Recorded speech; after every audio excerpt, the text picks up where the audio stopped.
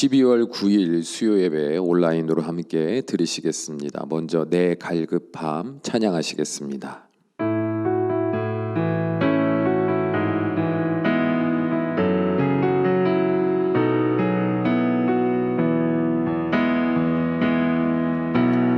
내 갈급함 어느 곳으로 채울 수 없네. 내 갈급함 상한 나의 심령에 내 갈급함 부르짖는 소리 들으소서. 내 갈급함 주의 음성 들리네.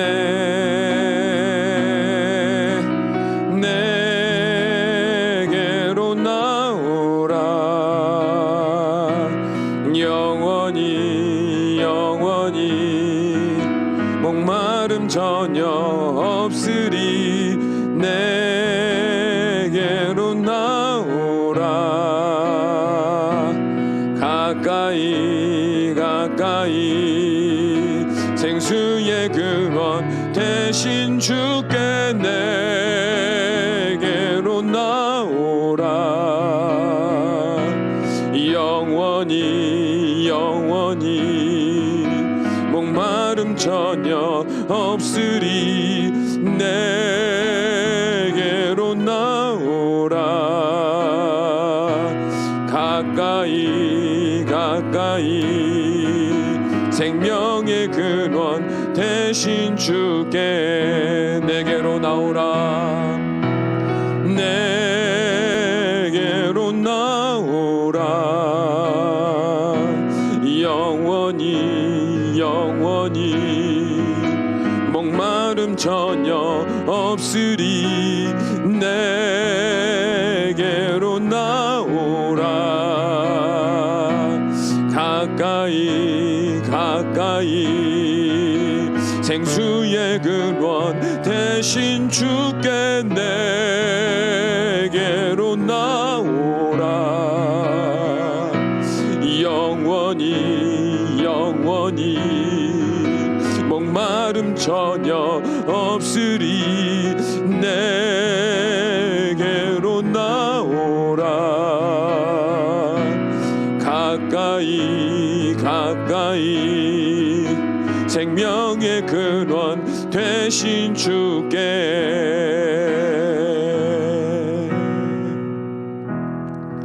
아멘. 우리 함께 기도하시겠습니다.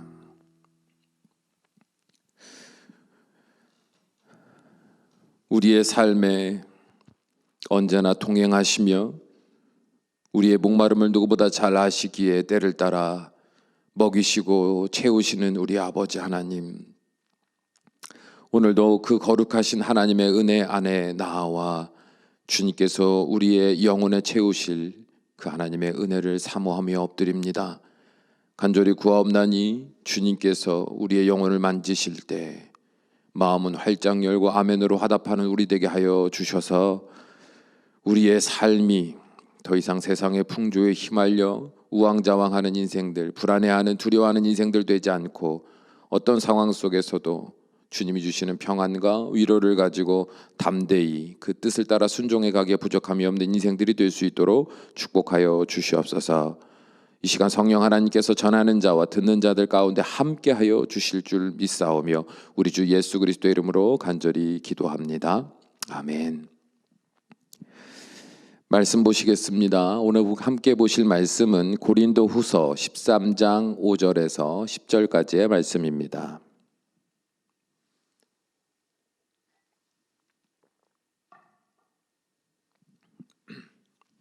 고린도후서 13장 5절에서 10절까지의 말씀,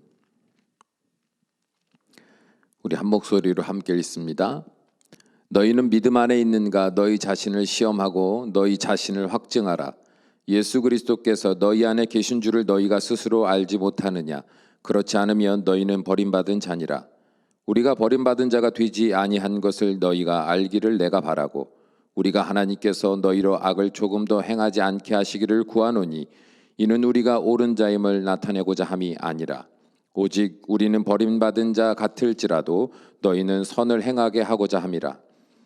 우리는 진리를 거슬러 아무것도 할 수 없고 오직 진리를 위할 뿐이니 우리가 약할 때에 너희가 강한 것을 기뻐하고 또 이것을 위하여 구하니 곧 너희가 온전하게 되는 것이라.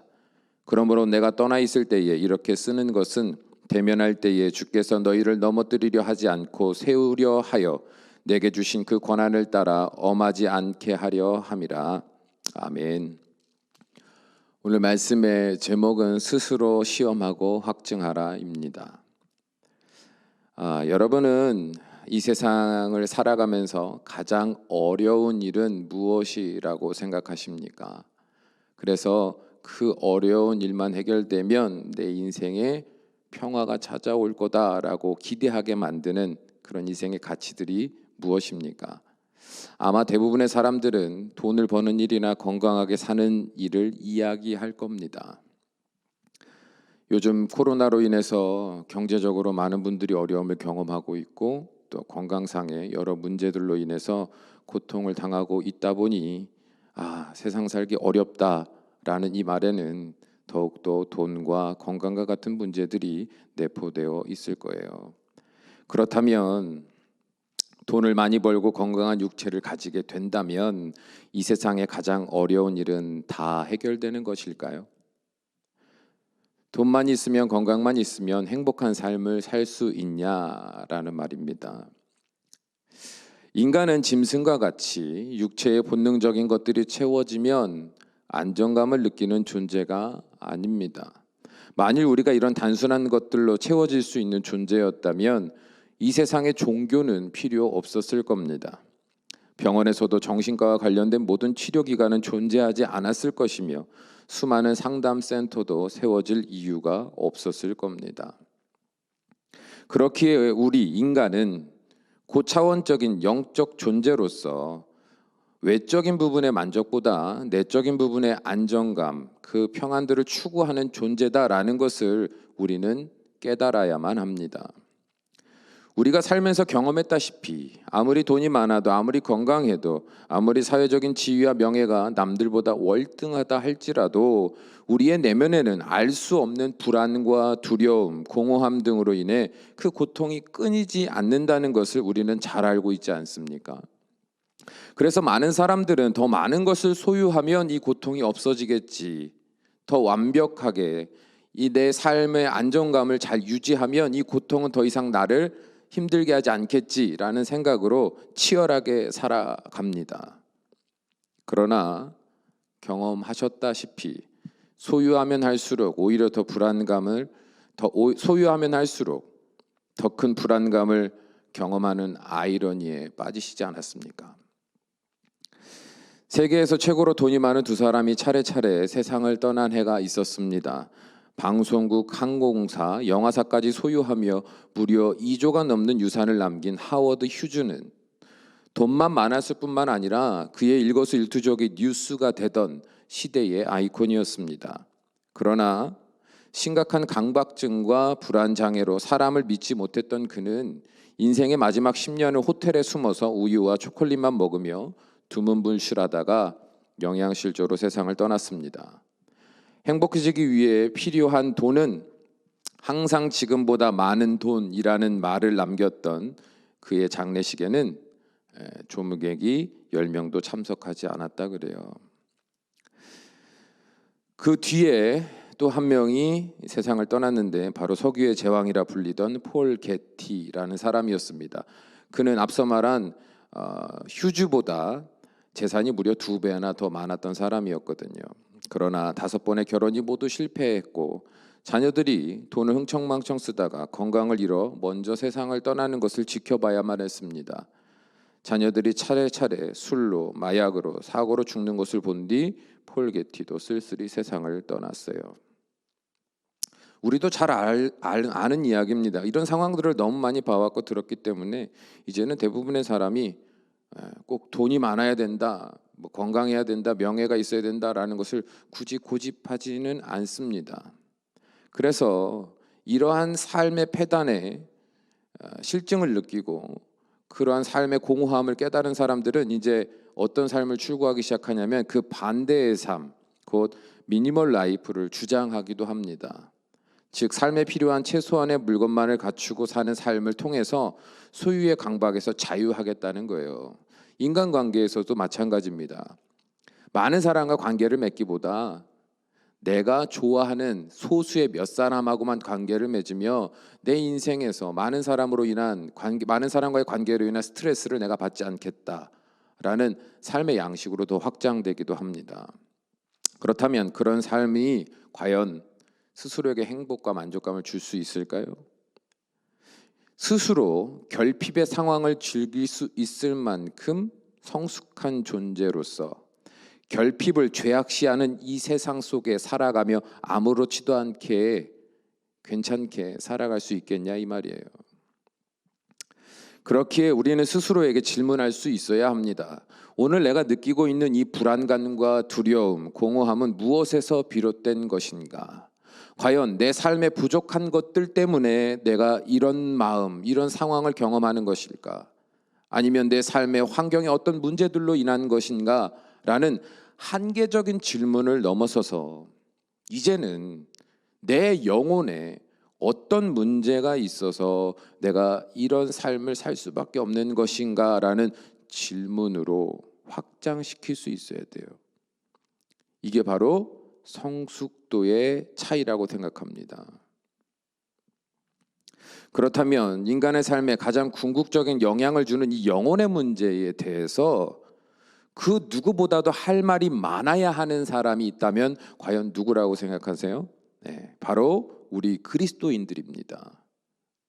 왜냐하면 그리스도인들은 예수 그리스도를 믿음으로 육신에 속한 자의 삶에서 벗어나 새롭게 거듭난 영혼을 가진 존재로서 인간의 영적인 삶이 무엇인지에 대해서 끊임없이 배우고 또 끊임없이 경험한 사람들이기 때문에 그렇습니다. 그리스도인들만큼 영혼을 말하는 사람들이 어디 있어요? 여러분은 이와 관련하여 그렇다면 영혼의 문제들에 대하여 어떤 삶을 나눌 수 있다고 생각하십니까? 어떤 경험들을, 그 경험에서 비롯된 어떤 진리들을 주변 사람들과 나눌 수 있다고 생각하세요? 과연 여러분은 예수 그리스도를 믿음으로 세상 사람들은 알 수 없는 영과 육의 삶의 진정한 자유를 얻은 사람들입니까? 그래서 이제는 주님으로부터 얻은 그 영혼의 평안과 위로와 능력을 의지하며 삶의 모든 상황을 넘어서는 감사를 누리며 또 그 감사를 증거하며 살아갈 수 있는 삶을 살고 계십니까?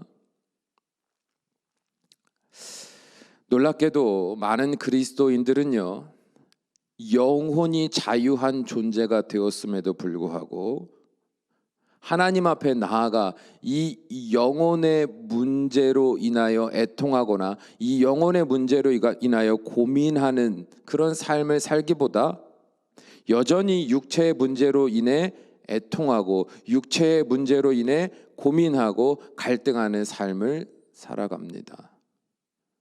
이를 당연하게 여겨요. 물론 육신의 삶을 살아가면서 겪게 되는 문제들로 인해 고통을 받는 것이요 당연히 있죠. 누구에게나 다 있습니다. 그리고 그런 문제들을 들고 하나님 앞에 나아가 간절히 구하는 것도 틀렸다고 말할 수 없어요. 저도 그런 기도 참 많이 하거든요. 그러나 문제는 뭐냐? 인생의 행복이 하나님과 나와의 영적인 관계와 그 관계에서 비롯된 은혜 안에 있다.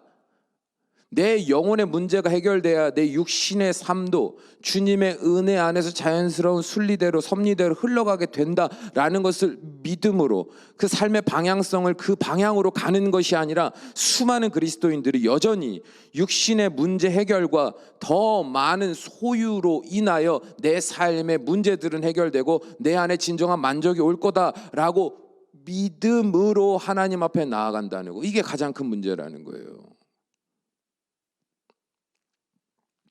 코로나19로 인해 많은 성도님들은 참으로 어려운 한 해를 보내셨을 겁니다. 저도 올 한 해를 보내면서 정말 마음 지키기가 어려웠던 것 같아요. 그렇다면 이 한 해를 살면서 여러분이 가장 애통해 하였던 일은 뭡니까? 하나님 앞에 나아가 가장 애통한 마음으로 내가 울며 때로는 구했던 일이 뭐냐 이 말이에요. 내 육신의 삶에 쉴 새 없이 찾아오는 고난과 두려움들이었습니까? 아니면 내 영혼이 하나님과 멀어지는 것과 같은 삶에 대한 고통이었습니까? 내 육신의 문제로 인한 고통이었습니까? 아니면 내 영혼이 하나님과 점점 더 멀어져 가는 것에 대한 고통이었습니까? 무엇이 올 한 해 여러분을 가장 힘들게 하는 일이었냐 이 말이에요. 그러므로 우리 그리스도인들이 예수 그리스도를 진심으로 영접하고 믿음으로 영적인 존재로 거듭났다면, 그리고 내가 그런 영적 존재로서 거룩하신 주님과 동행하며 그 바른 영혼의 길을 걸어가길 원한다면 반드시 우리가 잊지 말아야 할 것이 있는데, 그게 뭡니까? 오늘날 내 자신이 어떤 삶을 살고 있는가, 그리스도인으로서 그 영이 새 영으로 거듭나 거룩하신 주님의 영과 그 성령 하나님과 동행하는 존재로서 내가 지금 어떤 삶을 살고 있는가라고 스스로 돌이켜 성찰할 수 있는, 냉정하게 자신을 있는 그대로 내어놓을 수 있는 정직한 용기가 우리에게 정말 필요합니다. 내가 평소 생각하는 것들, 마음에 두고 내 기쁨과 슬픔이 기준이 되게 만드는 것들, 평소 내가 쏟아내는 말들과 바람들, 이 모든 것들은 무엇에서 비롯된 것들인지 냉정하게 살펴보아야 합니다. 내가 무엇을 의지하며 무엇을 바라며 무엇을 구하는지 매일매일 돌아보아야 합니다. 그러니까 내가 나를 관찰할 수 있어야 된다는 거예요. 나라는 존재가 있을 때 그 나라는 존재를 내가 그 안에 속하여 어떤 삶을 살고 있는지 아무것도 깨닫지 못하는 삶을 사는 것이 아니라, 나라는 존재를 내가 객관적으로 냉정하게 주의 말씀에 기준하여 관찰해야 된다는 거죠.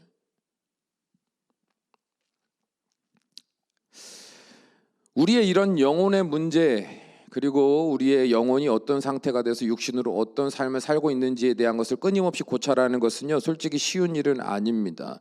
그리고 우리가 이러한 영적인 고찰을 한다 하여 즉각적으로 삶에 큰 유익이 되는 것도 아닙니다. 그래서 많은 사람들은 이렇게 우리가 영적인 우리의 삶을, 우리의 영혼을 끊임없이 매일매일 돌아보는 일을 솔직히 그렇게 필요하다라고 생각하지 않아요. 힘들기만 하고 복잡하기만 하고 막연하기만 하지 그게 무슨 유익이 있나 싶어서 솔직히 말하면 별로 관심을 두지 않습니다. 그러나 우리는 알아야 돼요. 우리가 내 영혼에 대하여 정직하게 돌아보고 냉정하게 나를 말씀에 근거하여 평가하는 삶을 살지 않는다면, 우리는 그리스도와 상관없는 사람이 될 수밖에 없다는 것을 우리는 잊지 말아야 됩니다. 끊임없이 스스로를 시험하고 끊임없이 스스로를 확증해 가야만 한다 이 말이에요. 오늘 본문의 말씀 5절을 다시 한번 읽어봅니다. 5절의 말씀. 너희는 믿음 안에 있는가? 너희 자신을 시험하고 너희 자신을 확증하라. 예수 그리스도께서 너희 안에 계신 줄을 너희가 스스로 알지 못하느냐? 그렇지 않으면 너희는 버림받은 자니라. 아멘. 여기서 시험하고라는 말과 또 확증하고라는 말의 원어적인 의미는요, 재련소에서 순금을 정지할 때 불순물을 검사한다라는 의미를 지닌 것으로 정밀하고 세밀하게 살펴본다, 조사하고 살펴본다라는 의미가 내포되어 있습니다. 사도 바울이 이 말들을 사용하면서 말하고자 하는 의도는 뭐였을까요? 고린도 교인들에게 뭘 말하고 싶었냐 이 말이에요.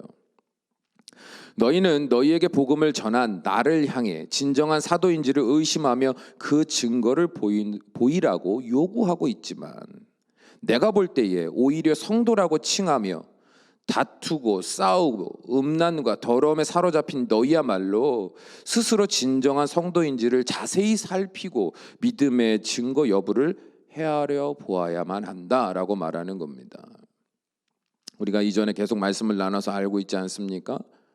고린도 교회 성도들은 거짓 사도들의 속아 사도 바울의 사도성을 끊임없이 의심했잖아요. 그러니까 사도 바울이 말하는 거예요. 너희들이 나에게 당신 진정한 사도라면 사도로서의 뭔가 증거를 좀 보여달라, 우리가 믿을 만한 뭔가를 좀 보여달라라고 나에게 끊임없이 요청하고 있지만, 반대로 생각해봐라. 너희들이 정말 예수 그리스도를 믿는 성도라면 어떻게 너희의 삶에 다툼과 그런 음란과 더러운 것들이 끊임없이 일어나고 있는지, 너희들은 너희들의 삶을 돌아보아 너희들이 먼저 하나님 앞에 거룩한 백성, 그 성도인 것이 맞는지 아닌지를 스스로 세밀하게 돌아보아 시험하고 스스로 확증하는 게 먼저 아니겠느냐라고 지금 사도 바울이 말하고 있는 거다 이 말이에요. 그렇다면 사도 바울은 고린도 교인들로 하여금 자신의 영적인 정체성을 확인해 볼 수 있는 그 기준은 뭐라고 말하고 있습니까? 어떤 율법적인 행위를 말하고 있습니까? 아니, 5절에 보면 그가 자신이 어떤 영혼의 상태로 지금 살아가고 있는지 확인해 볼 수 있는 그 유일한 기준, 그 근거는 뭐라고 말해요? 너희 안에 예수 그리스도께서 계신 것인지 아닌지를 객관적으로 확인하면 알 수 있다고 말합니다. 그 말을 좀 더 이해하기 위해서 로마서 8장 9절에서 14절의 말씀을 함께 보겠습니다. 로마서 8장 9절에서 14절 말씀. 만일 너희 속에 하나님의 영이 거하시면 너희가 육신에 있지 아니하고 영에 있나니 누구든지 그리스도의 영이 없으면 그리스도의 사람이 아니라, 또 그리스도께서 너희 안에 계시면 몸은 죄로 말미암아 죽은 것이나 영은 의로 말미암아 살아있는 것이니라. 예수를 죽은 자 가운데서 살리신 이의 영이 너희 안에 거하시면 그리스도 예수를 죽은 자 가운데서 살리신 이가 너희 안에 거하시는 그의 영으로 말미암아 너희 죽을 몸도 살리시리라. 그러므로 형제들아, 우리가 빚진 자로 돼 육신에게 져서 육신대로 살 것이 아니니라. 너희가 육신대로 살면 반드시 죽을 것이로되 영으로서 몸의 행실을 죽이면 살리니 무릇 하나님의 영으로 인도함을 받는 사람은 곧 하나님의 아들이라. 아멘. 곧 그가 말하고자 하는 핵심은 뭡니까? 너희가 세상 사람들과 구별된 그리스도인이라면 반드시 드러나는 증거가 있을 수밖에 없다는 거예요. 곧 예수 그리스도를 진실로 영접한 이들은 죄의 본능과 세상의 풍조를 따라서 생각하고 마음 먹고 살아가는 우리의 모든 목적성이 십자가 위에서 죽은 자들로서 이제는 내 안에 그리스도의 영, 곧 성령 하나님이 거하시는 자들이기에 이전에는 품을 수 없었던 거룩한 소망을 품고 그 인도하심에 순종하는 자의 삶을 살아갈 수밖에 없다를 말하는 거예요. 그러니까 반대로 내 안에 거룩한 영의 인도하심을 따라 그 인도하심이 느끼며 깨달으며 구하며 순종하며 사는 삶을 살고 있지 않다면 어떤 삶이라는 거예요? 예수 그리스도와 상관없는 삶을 살고 있을 뿐이다 라고 말하는 거예요. 만일 우리 안에 진실로 예수님께서 주의 거룩한 영이 함께 하시며 우리와 동행하신다면 그렇게 너희와 같이 육신의 본능과 죄악의 탐욕과 거짓과 왜곡된 진리를 따라 그렇게 인생을 허무하게 거룩과는 상관없는 오히려 그 반대가 되는 그런 삶을 살 수가 없다 이렇게 말하는 거예요. 예전에 한번 들어보셨을지 모르겠지만 한 목사님이 이런 이야기를 나눠주신 적이 있습니다. 그 목사님이 성경 공부를 인도하던 중에 한 장로님이 이렇게 질문한 거예요. 목사님, 제 왼손의 손가락을 보시겠습니까? 하고 이제 왼손을 들어 보여줍니다. 그 목사님이 자세히 보니 장로님의 왼쪽 손가락 중에 가운데 손가락이 없었습니다. 그래서 어떻게 된 일인지 사연을 물어봤더니 장로님의 기막힌 사연은 이랬습니다. 저는 예전에 도박을 밥 먹듯이 즐겼습니다. 도박을 끊기 위해 별별 노력을 다해보았지만 한 번도 성공한 적이 없었습니다. 예수님을 믿고도 도박은 계속됐습니다. 그날도 밤새도록 도박판을 벌이다가 새벽녘에 집으로 돌아왔는데 아내가 울고 있었습니다. 그 순간 제 모습이 너무나도 비참하다는 생각이 들었고, 그래서 아내가 보는 앞에서 도박을 다시는 하지 않겠다고 다짐하며 부엌에 있는 칼을 들어 손가락 하나를 잘랐습니다. 그래서 이렇게 가운데 손가락이 없게 됐습니다. 성경 공부에 참석한 모든 사람들은 놀라서 이제 그 장로님을 쳐다봤어요. 그리고 장로님은 그 손을 감추며 계속 말을 이어갔습니다. 그런데 작십삼일이라는 속담이 맞더군요. 사흘이 지나자 다시 도박을 하고 싶은 마음이 꿈틀거리더니 저로 하여금 도박장으로 갈 수밖에 없었습니다. 결국 아내 앞에서 한 나의 모든 다짐들은 한순간 물거품이 되고 말았습니다. 이러고 말이 딱 끝나는 거예요. 갑작스러운 장로님의 고백 앞에 그 성경 공부 모임에 있었던 목사님들과 성도님들은 숙연해졌고 아무도 한마디도 하지 못했어요. 그렇게 시간이 지나고 그때 장로님이 다시 이런 말을 했습니다. 그런데 이상한 일입니다. 제가 성경 공부를 시작하고 예수님의 사랑을 체험한 후로는 손가락에 잘려나가는 아픔도 별 수 없었던 나의 도박 인생이 달라졌습니다. 이제는 완전히 도박으로부터 벗어난 겁니다. 장로님이 이 얘기를 하고 싶었던 거예요. 그러니까 좀 뜸들이지 말고 빨리 얘기하지.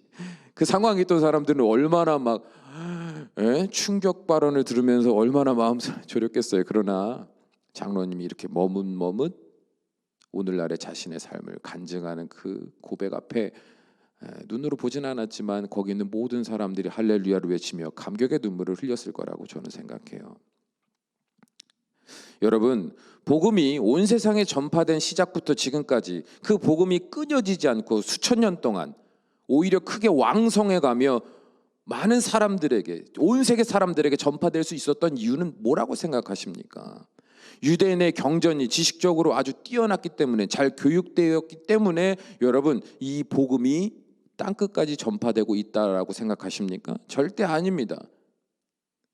오직 주의 말씀이 살아서 역사하심으로 수많은 성도들의 삶을 변화시켰기 때문에 많은 사람들은 이 말씀을, 이 복음을 부정할 수가 없었던 거예요. 머리로 이해한 것이 아니라 삶으로 경험했기 때문에 부정할 수가 없었다 이 말이에요. 예수 그리스도는 과거 유대 땅의 어느 한 사람이 아니라 예수 그리스도는 오늘날 내 삶에, 내 영혼에, 내 인생의 주인 되셔서 나의 인생을 주도하시며 주의 거룩한 길로 인도하시고 또한 그에 필요한 지혜와 능력을 부어주시며 언제나 거룩한 소망을 붙들고 이 죄악된 세상을 살아가게 하시는 그 놀라운 삶을 경험해 왔기 때문에 오늘날까지 이 복음은 우리의 손에 들려질 수 있었다 이 말입니다.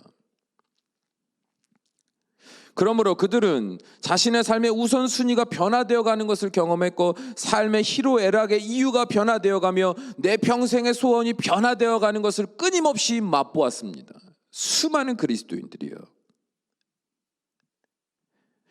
나와 늘 동행하시며 구원의 길, 생명의 길, 십자가의 길로 인도하시는 주님의 그 기쁘신 뜻을 이해하게 되었습니다.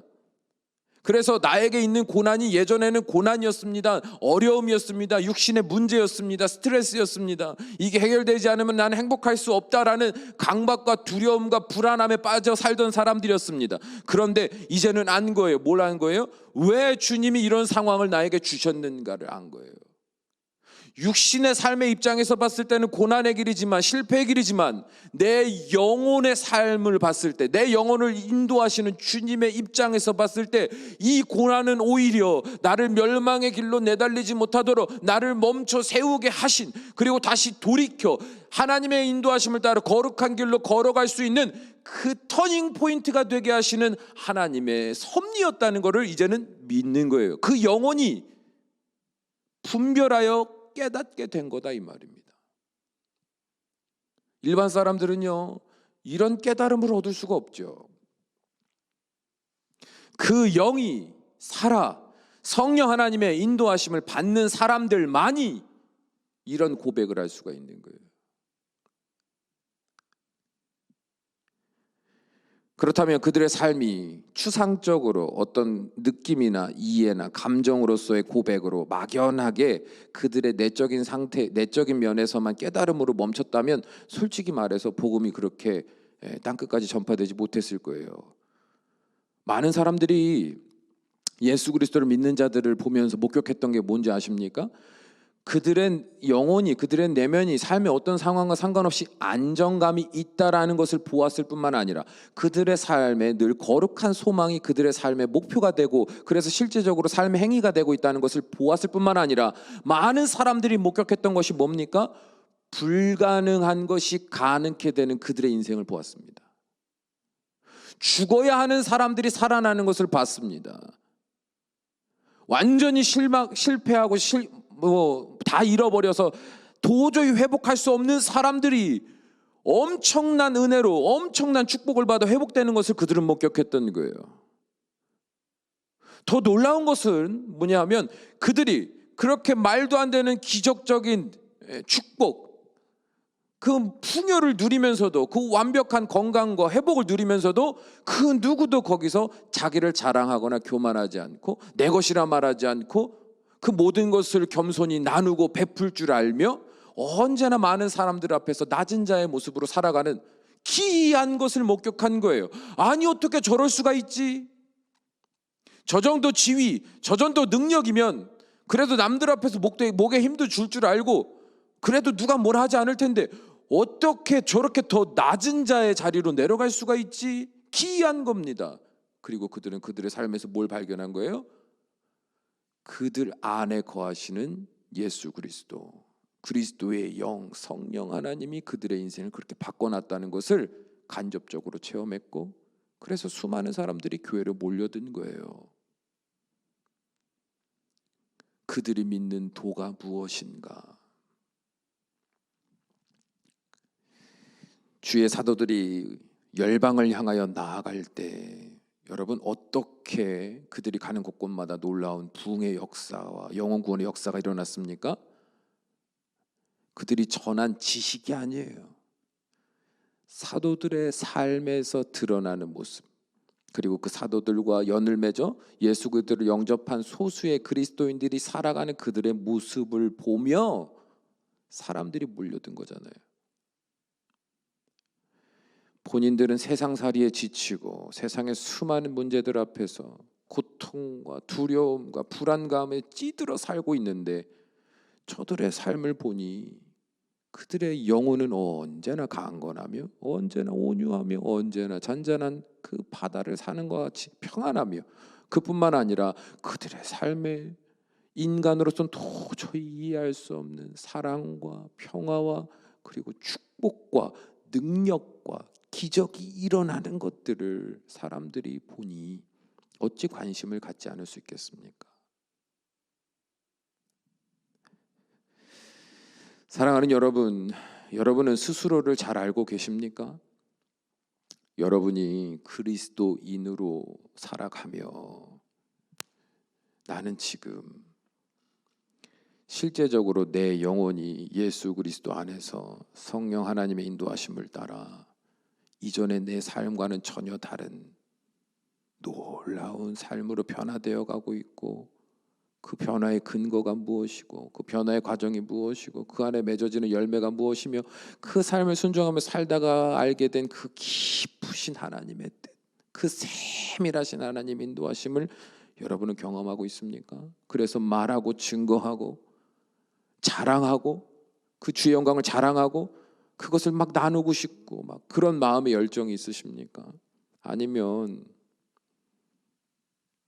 여전히 그리스도인이라는 그 정체성을 가지고 산지는 오래됐지만 늘 생각하는 것, 늘 마음 먹는 것, 늘 말하는 것, 상상하는 것, 바라는 것, 구하는 것이 영혼과는 전혀 상관없는 것들에만 국한되어 있습니까? 기뻐하는 것도 육신 안에서, 슬퍼하는 것도 육신의 삶 안에서 그냥 온통 다 영혼과는 상관없는 그런 삶을 살고 있지는 않습니까?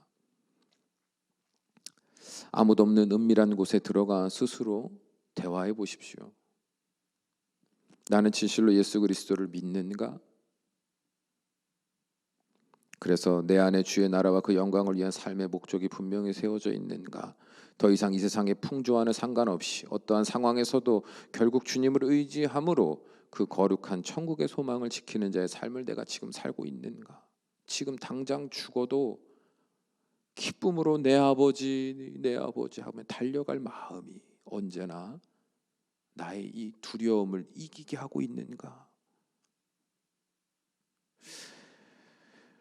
만일 나를 스스로 시험하고 확정해 본 결과, 말씀으로 테스트해 본 결과,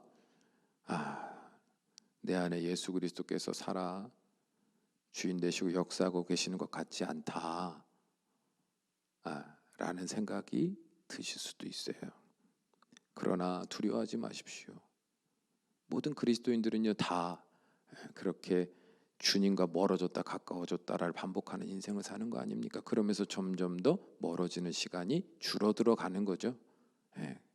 그건 누구나 다 동일하게 경험하는 인생이니까 여러분 그런 것 때문에 너무 덜컥 마음의 불안감을 가지실 필요 없어요.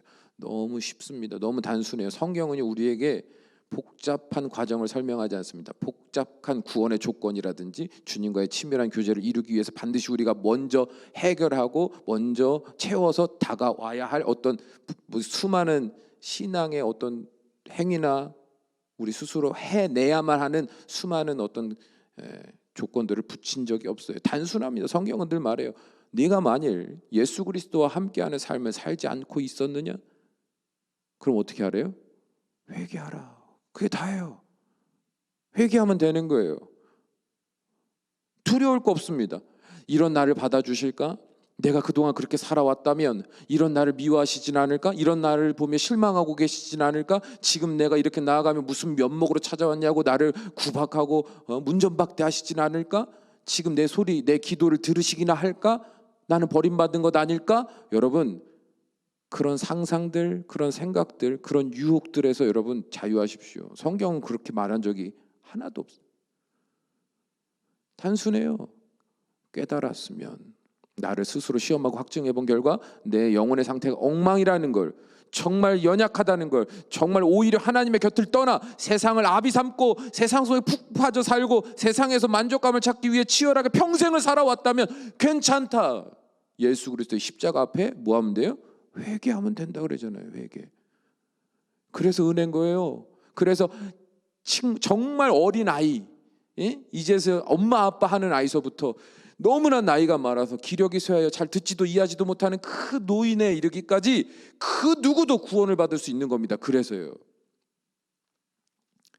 자기를 스스로 시험하고 확증하여 내가 죄인인 것을, 내 영혼의 문제가 심각하다는 것을 깨닫고 겸손히 엎드려 회개하기만 하면, 그리고 주의 도우심을 구하기만 하면 누구든지 새로운 삶을 살 수 있어요.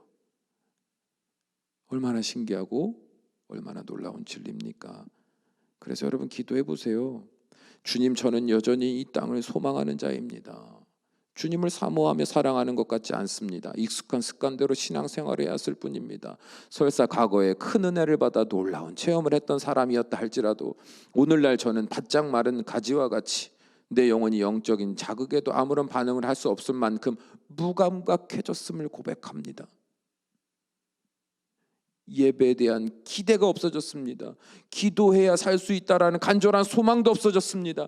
말씀을 들어야 된다, 말씀을 따라가야 된다라는 사모함도 사라졌습니다. 찬양할 때 내 입술이 뻥끗거리지도 않고 주님의 말씀 앞에서 아멘으로 화답하지도 않는 사람이 됐습니다. 그러나 내 안에 계신 주님, 여전히 나와 함께 하시는 주님, 제 영혼이 겸손히 엎드려 회개하오니 저를 새롭게 하여 주옵소서. 이제는 점점 더 내 영혼이 주님과 가까워져 가고 주님과 깊은 합의를 이루며 이제는 아버지의 뜻이 내 안에, 내 뜻이 아버지 안에 하나 되어가는 인생 되게 하여 주옵소서. 그러면 주님이 어떤 표정으로 그 기도를 들으실까요? 이제서야 네가 나를 구하는구나. 이제서야 바른 기도를 하는구나. 이제서야 내가 너에게 강한 능력으로 역사할 수 있는 그 믿음을 보이는구나. 정말 기뻐하실 거예요. 가식적인, 외식적인 수많은 화려한 신앙 행위들, 주님은 쳐다도 안 보세요. 바로 이런 사소한 고백, 세밀한 고백 기대하시는 겁니다. 그러므로 여러분 날마다 여러분의 영혼을 시험하고 확증하십시오. 이 훈련을 받아야 돼요. 그러면 어떤 삶을 살았을지 몰라도 다시 새 날을 주셨을 때 다시 새 마음가짐으로 주님과 새로운 인생을 시작하며 주님이 예비하신 놀라운 은혜가 여러분의 삶의 아름다운 열매들이 되어갈 줄로 믿습니다. 이 시간 우리 함께 기도하시겠습니다.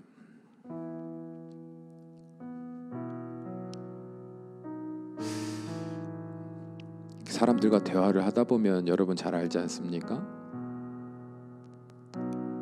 가까운 사람이든 아니면 그냥 어떤 사회적인 관계 안에서 형성된 관계로서 또 대화를 하게 되든, 대화를 하다 보면 그 사람이 무엇을 바라고 있는지를 알게 되잖아요.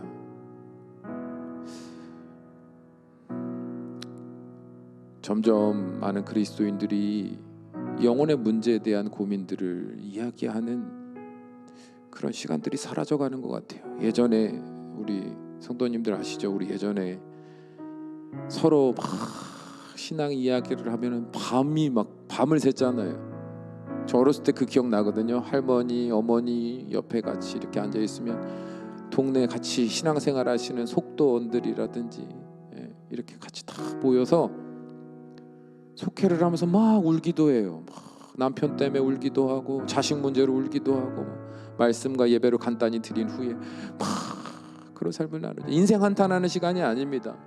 그럼 어떻게 했어요? 막 그런 문제들로 내 영혼이 너무 힘든 거지. 내 마음이 하나님을 불신하게 되고 막 고통스러워서 너무 절망스러운 거, 이걸 막 나누잖아요. 내 영혼의 문제에 대해서 막 절망스러운 내 영혼의 상태를 나누면 거기 있는 사람들이 함께 울면서 기도했잖아요. 막 소리 지르면서 우리 집사님의 영혼을, 우리 권사님의 영혼을, 우리 성도님의 영혼을 주여 붙드소서. 그 문제를 해결해달라고 기도하기도 했지만, 그보다도 그 사람이 바른 믿음의 사람으로 그 가정의 생명의 씨앗이 되도록 주님 그 사람을 지켜주시옵소서.